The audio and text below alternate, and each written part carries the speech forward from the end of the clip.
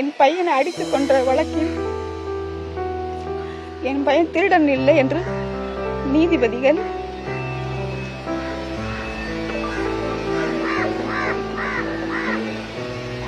அடித்துக் கொன்ற கொலை வழக்கில்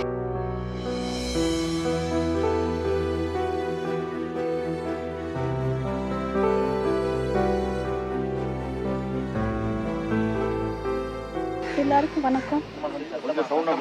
நீதிபதிகள், சிபிஐ, வழக்கறிஞர்கள், பிரஸ் மீடியாக்கள், ஊர் பொதுமக்கள் அனைவருக்கும் வணக்கம். என் பையனை அடித்துக் கொன்ற வழக்கில் என் பையன் திருடன் இல்லை என்று நீதிபதிகள்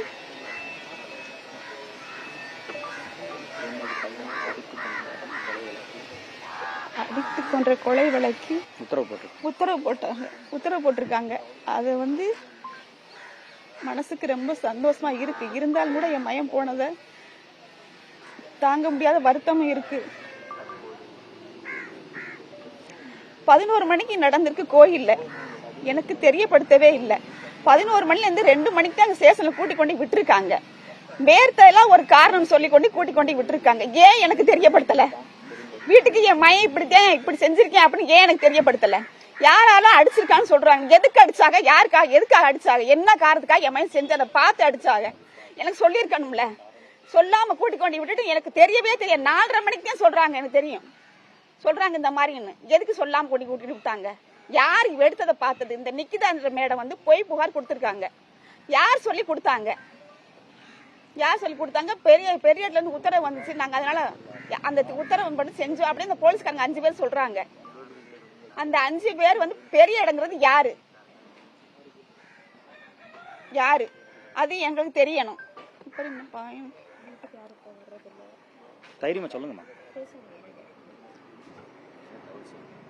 எனக்கு ஏன் தெரியப்படும்? 4:30 மணிக்கு தான் எனக்கு தெரியும். நாங்க போய் ஸ்டேஷன்ல போய் என் மயனை போய் பார்த்தோம். நானும் சின்ன பையன் போய் 8 மணிக்கு பார்த்தோம். அங்கே 2 என் மயனை போய் கேட்டதுக்கு எனக்கு தெரியாதுமா அப்படின்னு சொன்னான். சொல்லவும் சக்தி சொல்லலாம்ல. சொல்லுங்க. சக்தி தம்பியை பார்க்கணும்னு சொல்லி அவர் தான் கூட்டிட்டு போய் எங்களை காமிச்சாரு. கூட்டி என் பையனை கேட்டுக்கிட்டு இருக்கேல அவர் சொன்னா எனக்கு தெரியாதுமா, நான் எடுக்கலையும் கையை காமிச்சான். அப்போ ஒரு போலீஸ்கார் நீங்க நிக்காம போங்கம்மா போங்க 2 பேர் விரட்டி விட்டாங்க. நாங்க வெளியே போய் நானும் என் பையன் நின்றுக்கிட்டு இருந்தோம். அப்புறம் வெளியிலேயே எங்க நிக்க விட மாட்டேன்ட்டாங்க போலீஸ்காரவங்க. அப்புறம் சக்திகிட்ட கேட்டு எப்படின்னா போக சொல்றாங்க. இப்ப நீங்க போங்கம்மா, நான் பார்த்து கூட்டிட்டு வந்துடுறேன் அப்படின்னு சொன்னாப்ல. சொல்ல 2 விட்டுட்டு வர மனசு இல்லாமதே சரி சக்தியும் கூட்டு வந்துருவாப்ல. சரி காலையில எது நடந்தா நம்ம காலைல முதல்ல ஒரு வக்கீல பார்த்து வெளியே எடுத்துக்கிருவோம் அப்படின்னு சொல்லிட்டு நானும் என் பையனும் சக்தி இருக்க தைரியத்திலையும் நம்பிக்கையிலையும் வந்தோம். காலையில தூங்கி எழுந்து நானும் என் பையனும் ஸ்டேஷனுக்கு போகலாம் அப்படின்னு சொல்லி நான் கிளம்பிக்கிட்டு ஒரு 2 பேர் ஒரு டெம்போ வச்சு நின்றுட்டு இறங்கி வந்தாங்க. இறங்கி வரையில் நான் கடைக்கு ஒரு சோப்பு வாங்க வந்தேன். 6 மணியே போல காலையில சோப்பு வாங்க வந்தேன். அப்புறம் ஒரு டெம்போல வெள்ளை வண்டியில 2 பேர் இறங்கினாங்க.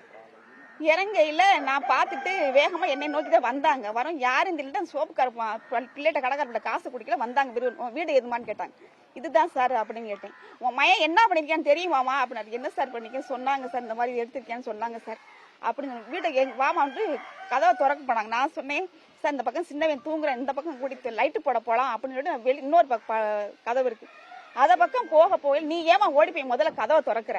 நான் திறப்பே இல்லம்மா அப்படின்னு சொன்னாங்க. சார் பையன் தூங்குற இருட்டா இருக்கு மிதிச்சு எடுத்தா நான் லைட்டு படத்தான் சார் முன்னாடி வந்தேன் அப்படின்னு சொன்னதுக்கு அதட்டினாங்க. பீரோலாம் திறமா அப்படின்னு சொன்னாங்க. பீரோலாம் திறக்கவும் சாவி எடுத்து பீரோ திறந்து உள்ள இருக்க புறாம எடுத்து போட்டாங்க. எடுத்து போட்டு எங்கேமா வச்சிருக்கேன் நகை அப்படின்னு கேட்டான். சார் இல்ல சார் தெரியல சார். அவன் ட்ரெஸ் எல்லாம் எதுமா அப்படின்னு சொன்னாங்க. என் மயங்கர் ரஃபா போற பீஸ் எல்லாம் வெளியில தான் வச்சிருக்கேன். அதை பூரா எடுத்து அவங்க தான் கொட்டி பார்த்தாங்க. பார்த்துட்டு ஒண்ணு கூட இல்லாம நீங்க எந்திரா அப்படின்னு சொல்லி என் சின்ன பையன் முகம் கூட கழுவல. முகம் கூட கழுவ சட்டையை கூட பெரட்டி கூட போட விட மாட்டேன்ட்டாங்க. அவ்வளவு வேகமா அவனை போட வச்சு கூட்டிட்டு போனாங்க. அப்ப கேட்டாங்க உன் மயன் ஆட்சி கடை எங்கேமா இருக்கு அப்படின்னு. ஆட்சி வீடு எங்கேமா இருக்கு? ஆட்சி தாத்தால இறந்துட்டாங்க சார் அப்படின்னு நான் சொன்னேன். இல்லம்மா கடை வச்சிருக்காங்கம்மா, கோயிலுக்கு மேல கடை வச்சிருக்காங்க கோயிலுக்கு முன்னாடி அப்படின்னு. நான் கூட சொன்னேன் சரி எங்க சொந்தக்காரங்க இருக்குமோ அப்படின்னு சொன்னேன். அவங்க பேர் குருவம்மான்னு சொன்னேனம்மா அப்படின்னா எங்க பெரியம்மா தான் சார் அப்படின்னு சொன்னேன். அப்ப வீடை காட்டுறாங்க. சின்ன பையனை கூட்டிட்டு போனாங்க. கூட்டிட்டு போவோம். சரி கூட்டிட்டு கொண்டு வீடைத்தானே காமிக்கத்தானே கூட்டிட்டு போறாங்கன்னு சொல்லிட்டு நானும் உள்ள எடுத்து வச்சுட்டு வெளியே பார்த்தா அப்புறம் எங்க சொந்தக்காரங்க போனவங்க சொன்னாங்க என்னமோ சின்ன பையனை கூட்டிட்டு போயிட்டாங்க. என்ன வீடைத்தானே காமிக்க போறேன்னு கூட்டிட்டு போனாங்க, அவனையும் கூட்டிட்டு போயிட்டாங்களா அப்படின்னு சொல்லிட்டு நான் அந்த சொல்லலாம். அப்ப வினோத்துன்றவங்க அந்த பையன்கிட்ட போய் நான் கேட்டேன். கேட்க தம்பி இந்த மாதிரி சின்னவனையும் கூட்டிட்டு போயிட்டாங்கப்பா அப்படின்னு சொல்லி. இல்லம்மா விசாரிச்சு விட்டுருவாங்க, ஒன்றும் பயப்படாதீங்க அப்படின்னு சொன்னாப்ல. சொல்லவும் கொஞ்ச நேரம் இருந்து பார்த்தேன், வரல. 11 மணியாச்சு 10 மணியாச்சு வரல. அப்புறம் எங்க அக்கா அண்ணன் மையன்ட்ட கேட்டேன், இந்த மாதிரி இல்லத்த வந்துருவாங்க விசாரிச்சு விட்டுருவாங்க அப்படின்னு சொன்னாங்க. அப்புறம் இருக்கவும் அப்புறம் திரும்ப எங்க அண்ணன் மையன் தான் போன் போட்டு, தம்பி எனக்கு ரொம்ப பயமா இருக்கா, ரொம்ப லேட் ஆயிடுச்சு, 2 பேரையும் கூட்டிட்டு போயிருக்காங்க, ஒரு விவரம் தெரியலப்பா, நீ சக்தி தம்பிக்காவது போன் போட்டு என்னன்னு கேளுப்பா அப்படிங்கிறதுக்கு சக்திக்கு போன் போட்டுச்சு எங்க அண்ணன் மையன். போடையில போன் போகலத்த, நான் திரும்ப ஒருக்கா நம்பர் வேணா தரேன், நீங்க வேணா போடுங்கத்தேன்னு சொல்லிச்சு. சரி கொடுப்பா, நான் பேசுனதே இல்லை, சரி குடியா நான் பேசுறேன் அப்படின்னு நம்பர் போட்டு தம்பிக்கு முதல்ல போட்டேன், போகல. திரும்ப ஒருக்கா போட்டேன், எடுத்தாப்ல. இந்த மாதிரி கூட்டிட்டு போயிருப்பாங்க. இல்லப்பா பயப்படாதீங்க, திரும்ப கூட்டிட்டு விட்டுருவாங்க, விசாரிச்சு விட்டுருவாங்கன்னு சொல்லவும் நான் ரொம்ப தைரியமா இருந்தேன். சரி இவ்வளவு தூரம் சொல்றாங்களே, விட்டுருவாங்க. நான் இது வரைக்கும் இவ்வளவு நாள் ஆச்சு, இவ்வளவு வயசாகி போச்சு, எனக்கு இந்த மாதிரி நான் கேள்விப்படவே இல்லை. எடுத்திருந்தா உள்ள வைக்க போறீங்க, எடுக்கலைன்னா வெளியே விட போறீங்க, இந்த தைரியத்துல நான் இருந்தேன். இல்லைன்னா எடுத்திருந்தா உள்ள வைக்க நம்ம ஒரு அக்கில பார்த்து நாளைக்கு எடுத்துக்கிறோம் அப்படின்ற தைரியத்துல நானும் என் மயனை ரொம்ப. இவனையும் கூட்டிட்டு போய் 6 மணி சரி 6 மணிக்கு விட்டுருவாங்கன்னு திரும்ப சொன்னாங்க.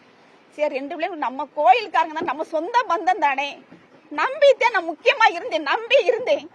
யாருமே கேட்கலன்றது என் மயன் இறந்ததுக்கு அப்புறம் தான் எனக்கு தெரியும். ஏன் கேட்கல, யார் எடுத்ததை பார்த்தது யாரு, என் மயன் திருடனி எடுத்தது பார்த்தது யாரு? நான் அப்படி பிள்ளை வளர்க்கவே கிடையாது, இல்லாத விடுதேன் நான் பிள்ளை வளர்த்தேன். ஆனா யாரா சொல்லுங்க, என் மயங்க 2 பேரும் இந்த மாதிரி இந்த இடத்துல செஞ்சாங்கன்னு சொல்லுங்க பாப்பா, இப்பவே நான் சாகுறேன். அப்படி நான் பிள்ளை வளர்த்தேன். கஞ்சிக்கு யார் வீட்லயும் போய் கஞ்சிக்கு பாட்டுல துணிக்கு விடல. நானு வைராக்கியமா பிள்ளை வளர்த்து என் பிள்ளை சொத்து நினைச்சா 2 பிள்ளைங்க வச்சிருந்தேன். ஆனா கடைசி ஊர் போய் கூடி கும்மி அடிச்சு விட்டுட்டாங்க. அந்த நிக்கிதான்றவங்கள கைது பண்ணணும். யார் சொல்லி செஞ்சாங்க, எதுக்கு போறதுக்கு தப்பான போறதுக்கு எதுக்கு கொடுத்தாங்க, அதனால தெரியப்படுத்தணும். சரி சரி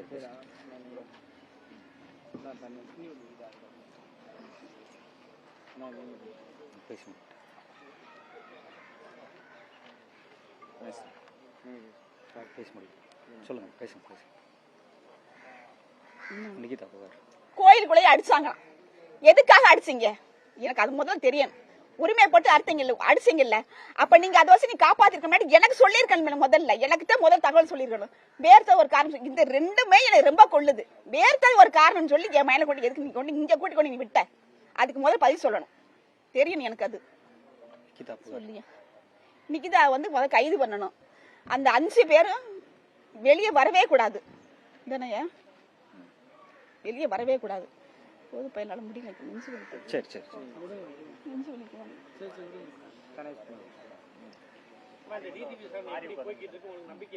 தம்பி எனக்கு நம்பிக்கை இருக்கு, சிபிஐ சார் மேல நம்பிக்கை இருக்கு. தம்பி இவங்க கேள்விகள் இருந்தா நீங்க கேட்டுக்கலாம். நீதிமன்றத்துல நீதிபதி ஸ்ரீமதி சொல்லியிருக்காங்க, காவல்துறைக்கு பாடம் புகட்ட வேண்டும் அப்படின்னு சொல்ல மறந்துட்டேன். யாரா இருந்தாலும் வெளியே வரக்கூடாதுன்னு சொல்லியிருக்காங்க. இவ்வளவு நாள் போராடினதுக்கு நிக்கிதா கொடுத்த புகாரும் ஒரு பொய்யான புகாரும் சிபிஐ அறிக்கை தயாராகிட்டு சப்மிட் பண்ணின்னு சொல்லியிருக்காங்க. நீதிபதி உங்களுடைய மகன் கொலை வழக்க இவ்வளவு பேசுனது, இவ்வளவு தீர்ப்பு கொடுத்தது, இதை பத்தி எப்படி பாருங்க? ஒரு தாயா இருந்து அவங்க என்ன உணரணுமோ அதை உணர்ந்து அந்த இதை கொடுத்து தீர்ப்பை கொடுத்திருக்காங்க. அதுல ரொம்ப சந்தோஷப்படுறேன் நானு. ஒரு தாய்க்கு தான் தெரியும் ஒரு தாயோட வலி, அதை உணர்ந்து அவங்க கொடுத்திருக்காங்க. சரியா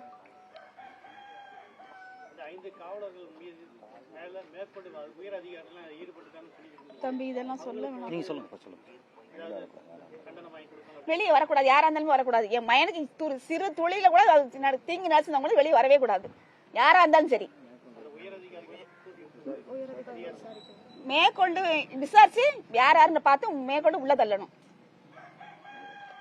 நிக்கிதா பொய் புகார் கொடுத்தோம்னு சொல்லியிருக்காங்களா, அவங்கள இப்ப நீதிபதி அவங்க மேல நடவடிக்கை எடுக்கணும்னு சொல்லியிருக்காங்க. அதை எப்படி பாக்குறீங்க?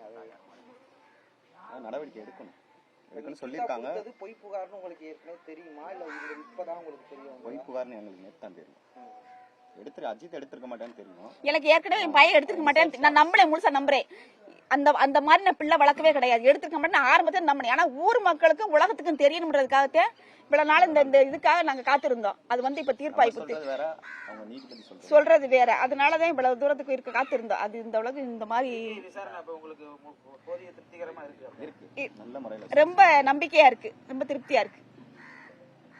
அடுத்த கட்டம் இந்த வழக்குல நிறைய பேரை சேர்த்திருக்காங்க. அதாவது டிஎஸ்பில இருந்து இன்ஸ்பெக்டர் வரைக்கும் நிறைய பேர்த்த வழக்குல சேர்த்திருக்காங்க. அவங்க மேல என்ன மாதிரி நடவடிக்கை நீங்க எடுக்கணும்? அந்த 5 பேர் உள்ள இருக்காங்களா, இவங்க மேல சிறைக்கு செல்லணும்னு நினைக்கிறீங்களா? ஆமா, அதை பத்தி சிறைக்கு செல்லணும். ஒண்ணுமே அறியாத ஒரு அப்பாவி இவ்வளவு கொடூரமா, முலாப்படி தண்ணி இல்லாம, இதெல்லாம் உங்க சட்டத்துல இருக்கா? தண்ணி எல்லாம் கொடுக்க கூடாது உங்க சட்டத்துல இருக்கா? ஒரு அரைக்கணை இந்த மாதிரி பண்ணிருக்கேன். அப்படி என் மையனை தீவிரவாதியா? வச்சு விசாரி. எதுக்கு இந்த மாதிரி கொடுமைப்படுத்துற? மரத்துல எடுத்து தொங்க விட்டுருக்க, வயிற்றுக்கா கஞ்சி. தன்னால போறது யார் என்ன தப்பா அடிச்சுக்கிறாங்க? தன்னால போற நீர் மலத்தை கூட வள்ளி கட்டாயம் வர வச்சிருக்காங்க. பிள்ளை பார்த்தாங்க, வேற எதை பார்த்தாங்க? உன்னே ஒரு தாய் தானே பெற்றிருப்பா. இவ்வளவு கொடூரமாவா?